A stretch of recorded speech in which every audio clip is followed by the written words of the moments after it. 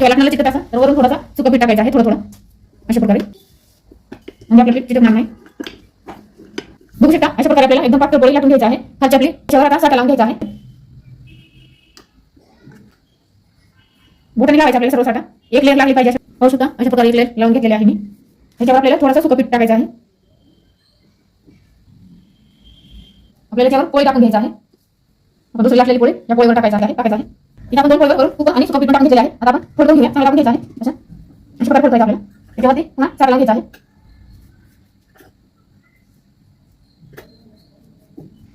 इकडून फोडायचा आहे, याच्यावर सुद्धा चार लावायचा आपल्याला, करून सुका पीठ टाकून घ्यायचा आहे। आता पुन्हा फोडायचा आहे अशा प्रकारे। आपल्याला थोडंसं सुका पीठ टाकायचं झाले बरोबर। आता आपण लाटून घेऊया,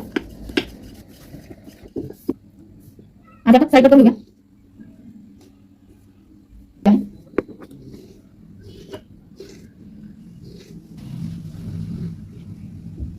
अशा प्रकारे खाली आपल्याला पटवून दिली आहे। अशा प्रकारे आपण हे सगळं प्लेटमध्ये काढून घेऊया तळायसाठी। इथला आपण फ्राय गरम केले, ऑइल गरम झाले आहे। आता आपण खाली सोडून घेऊया तळायला। गॅस आपल्याला बारीक ठेवायचा आहे। आणि खाली त्याचं टाकून तळून घेऊया। बघू शकता किती मस्त अशी खाली उतरते अशा प्रकारे एकच नंबर। बघू शकता किती सुंदर खाली आपल्याला झाली आहे। बघू शकता अगदी हलक्या आपण फ्राय केलेली आहे, तळून घेतलेली आहे। काढून घेऊया।